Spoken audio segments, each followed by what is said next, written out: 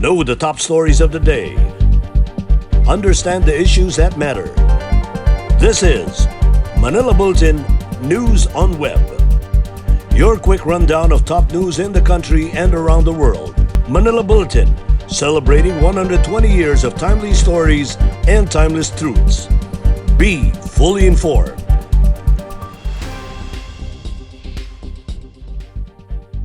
Hi, I'm Barbie Atienza. This is MB Now, and here are your news on web.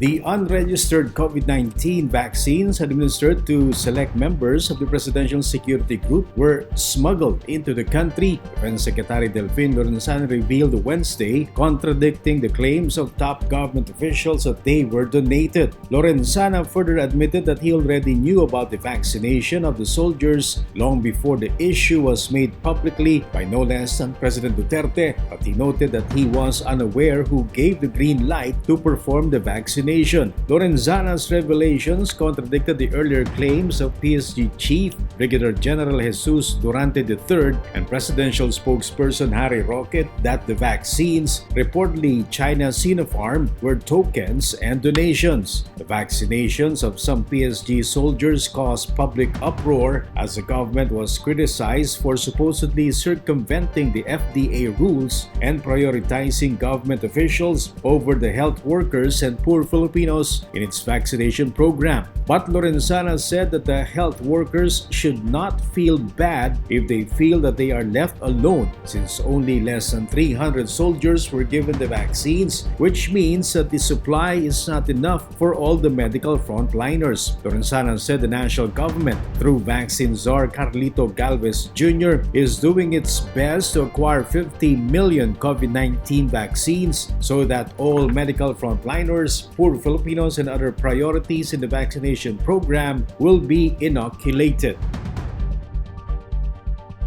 The Department of Health will await the official announcement of the United States regarding a reported case of the new coronavirus strain in Colorado before including them in the travel ban.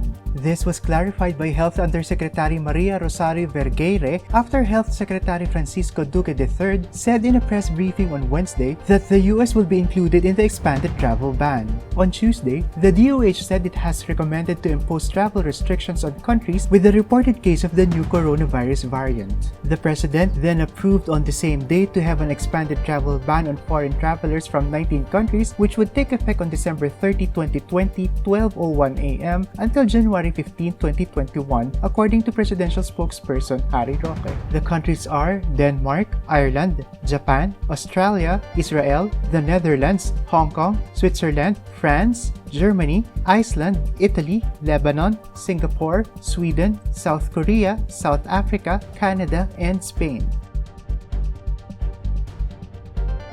Speaker Lord Alan Velasco on Tuesday urged the Presidential Anti-Corruption Commission to elevate to the office of the Ombudsman the probe into the alleged involvement of congressmen in the implementation of public works projects. Velasco lamented that congressmen whose names were linked by the PACC to various corrupt practices have apparently been denied due process before the presidential body headed by Commissioner Greco Bellica gave President Duterte his report. Duterte revealed the contents of the PACC report during his regular public address on Monday, while claiming that there remains no solid evidence to pin down the House members to graft charges. Duterte nonetheless went on to publicly reveal the names of Solons linked by PACC to irregularities in the implementation of public works projects. However, Velasco defended Duterte's decision, pointing out that Filipinos are entitled to know what the PACC wrote in its report. The House leader noted that Duterte made clear that there is presumption of innocence and such announcement was not an indictment.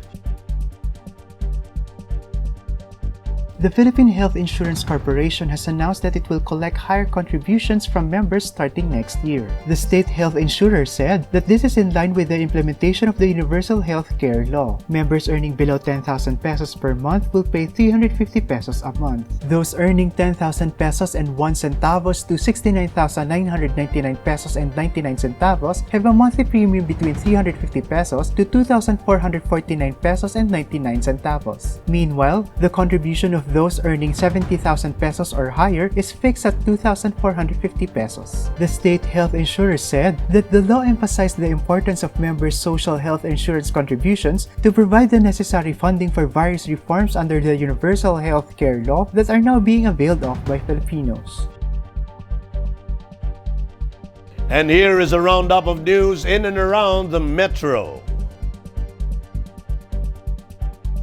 The Parañaque City government will allocate 250 million for its vaccination program for COVID-19. According to Mayor Edwin Olivares, the city government will prioritize the frontliners, senior citizens, and the vulnerable sectors. Olivares said the 200 million will be sourced from the 2021 General Fund, while the remaining 50 million will come from the budget of the local school board. Olivares, who is also the chairman of Metro Manila Council, said most mayors had also earmarked funds for the procurement of COVID-19 vaccine next year. The Manila City government has started planting nilad along the Baseco Esplanade in Port area on Tuesday. This is in line with the plans to bring back the population of the said plants in the capital city. Manila Vice Mayor Hani Lacuna Pangan scored the importance of reviving the nilad plants population, as it's said to be where the city got its name. The name Maynila was said to be coined from the nilad plant, a stalky rice plant that has white and yellow flowers.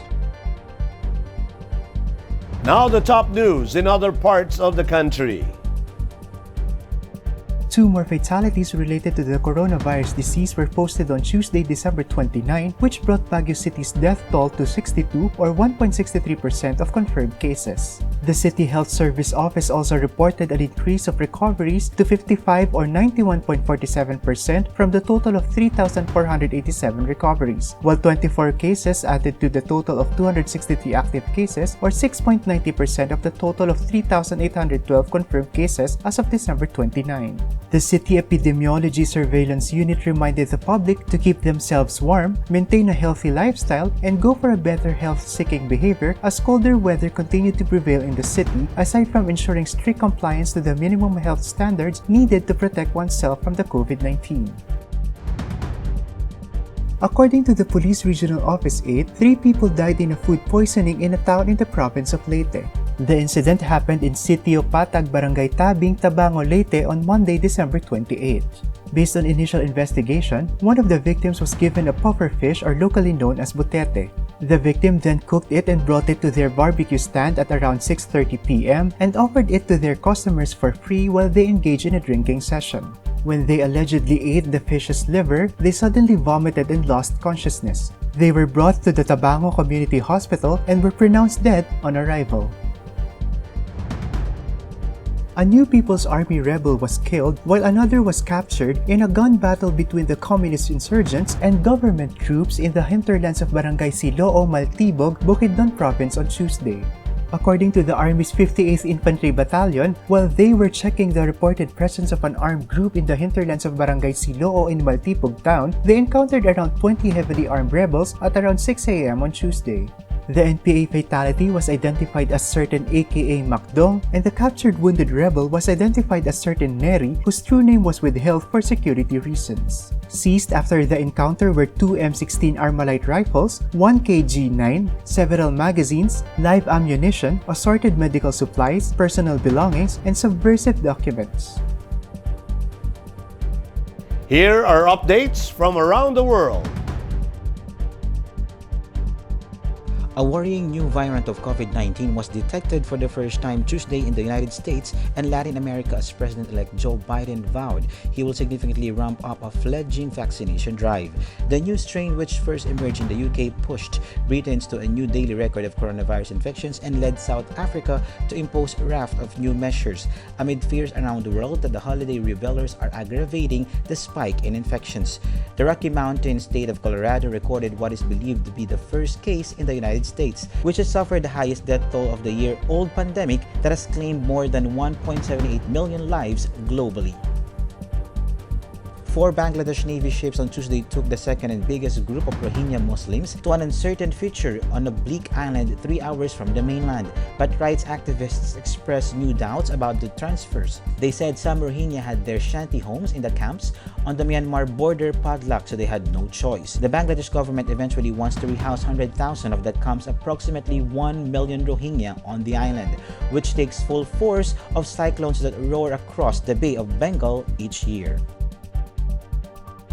Thousands of letters are posted on the wishing wall located at Times Square of New York City. New Yorkers write down their wishes for 2021. Many are hoping this difference for the coming year, as the whole year of 2020 has been a tough year for everyone. They also wish for the COVID-19 pandemic will be over and start a great life next year. The wishes written on the confetti will be released at the midnight on the New Year's Eve. What's happening behind the scenes in entertainment? Prince Harry and Meghan Markle's toddler son Archie was heard speaking for the first time on Tuesday as the couple released their first podcast, with British media seizing on Archie's American accent. Archie, born in May 2019, giggles and wishes listeners Happy New Year at the end of the couple's debut on the Spotify audio streaming platform. Many British media outlets commented that Archie very much has an American accent. The appearance of Archie comes after the couple launched a spate of legal actions against the media over alleged breaches of their privacy while revealing aspects of their private life in ways they control. The podcast ends with a gospel song played at the couple's wedding entitled This Little Light of Mine. Now let's find out the latest in sports. Grandmaster Wesley Saw lost with the white pieces twice to France's Maxime Vachier-Lagrave and dropped the first 2 of 4-game quarterfinal matches 3-1 in the Air Things Masters of the Champions Chess Tour Wednesday. The 27-year-old Saw yielded to the Sicilian defense of Vachier-Lagrave in the second and fourth games, while drawing the first, third games in a pair of Ruy Lopez games that allowed his French rival to gain the upper hand. So, who came into the quarters as a second seed after a solid, undefeated performance in the preliminaries, will need to take the final mini-match set Thursday to knot their duel and force a deciding tie-break showdown. The winner of the Vachier-Lagrave duel will advance to the semis against the winner between Levon Aronian of Armenia and Hikaru Nakamura of the United States. Aronian leads their match 2.5 to 1.5. And those are the news on web today, December 30, 2020. Happy Rizal Day. For more news and details, get your copy of Manila Bulletin newspaper tomorrow or log on to www.mb.com.ph, or you may also subscribe to our newsletter through the link on this video's caption to have the day's latest news delivered to your inbox. I am Barbie Atienza for Manila Bulletin, celebrating 120 years of timely stories and timeless truths. Join us again tomorrow. This has been MB Now. Be fully informed.